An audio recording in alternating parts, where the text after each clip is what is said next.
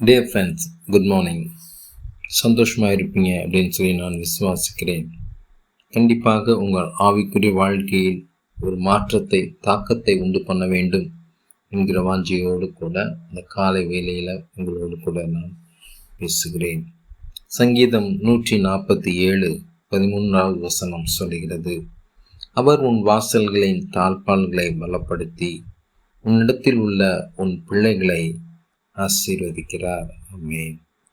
தேவன் எப்பொழுதும் பலவீனமாய் இருக்கிறவர்களை அவர் பலப்படுத்துகிற தேவன்.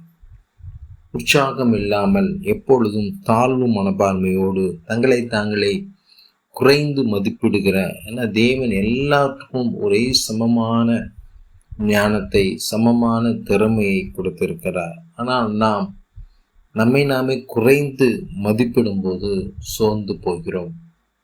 ஆபத்து காலத்தில் நீ சோர்ந்து போவாயே, ஆனால் உன் பலன் குன்றி போகும் என்று வேதம் சொல்கிறது.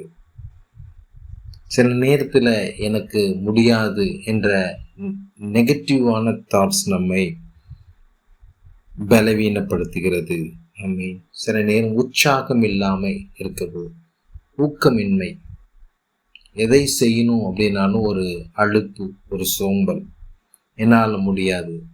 சில காரியங்கள், சில தேவைகள் நம்மை பலவீனப்படுத்தி கொண்டே இருக்கிறது. அவர்களை பார்த்து தான் கர்த்தர் சொல்கிறார், நான் உன்னை பலப்படுத்தி உன் பிள்ளைகளை ஆசீர்வதிப்பேன் என்று கர்த்தர் பண்ணுகிறார். ஒரு ஆமீன் சொல்லுங்களேன்.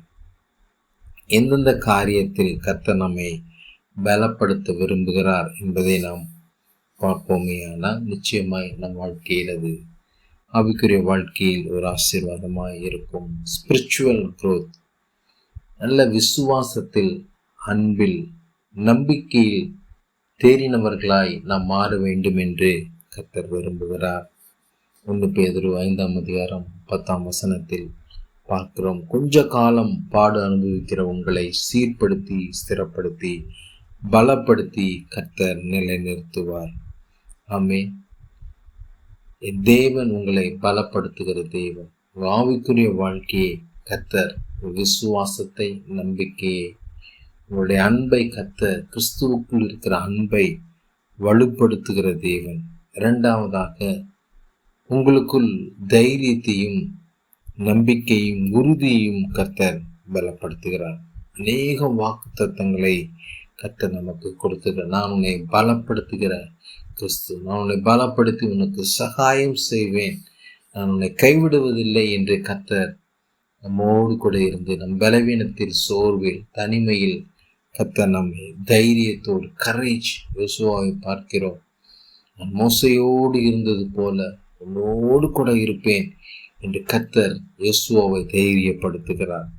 கண்டிப்பாக நம் வாழ்க்கையிலும் நல்ல தைரியத்தையும் உறுதியான சூழ்நிலையும் எடுக்க கர்த்தர் நமக்கு உதவி செய்கிறார். நம் ஆத்துமாவை கர்த்தர் பலப்படுத்துகிறார்.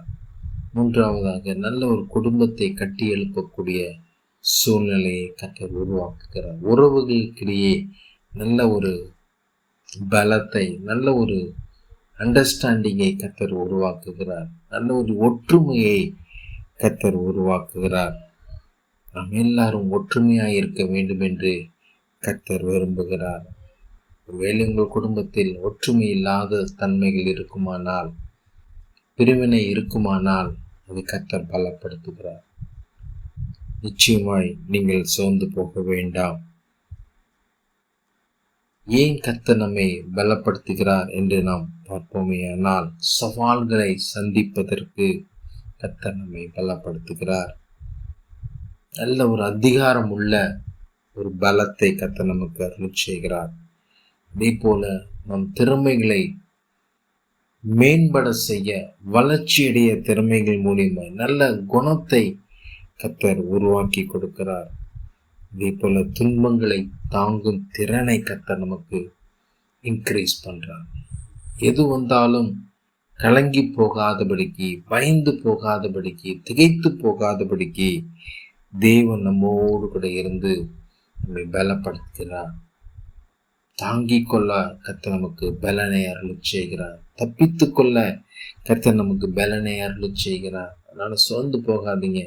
கர்த்தர் நிச்சயமாகவே உங்களை ஆசீர்வதிப்பேன் என்று வாக்கு பண்ணுகிறார்.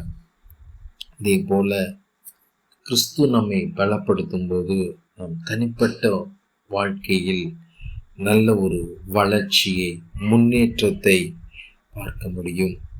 அதே போல சமூகத்தோடு கூட நல்ல ஒரு ஈடுபாடு உள்ள நபர்களாய், நல்ல உறவுகளில் நல்ல ஒரு ஐக்கியம் உள்ள நபர்களாய் மாறுகிறோம். நல்ல தலைமைத்துவம் பண்புள்ள பிள்ளைகளாய் மாறுகிறோம். ஒரு தாவீதை போல, தாவீதிடத்தில் இந்த 400 பேர் வரும்போது ஒன்றுமில்லாமல் வந்தார்கள். தாவீதுகிட்டையும் ஒன்றும் இல்லை.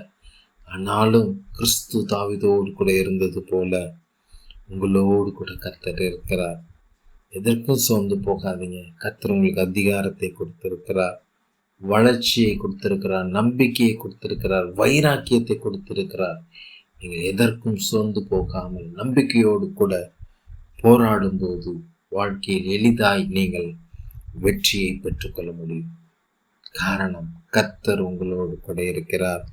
வேதம் சொல்கிறபடி அவர் உன் தாழ்பால்களை பலப்படுத்தி உன்னிடத்தில் உள்ள உன் பிள்ளைகளை ஆசீர்வதிக்கிறார். ஒரு சில வசனங்களை நாம் இப்பொழுது பார்க்கலாம். கர்த்தர் உங்களையும் உங்கள் பிள்ளைகளையும் வர்த்திக்க பண்ணுவார். எப்பொழுதும் வர்த்திக்க பண்ணுகிற தேவன்.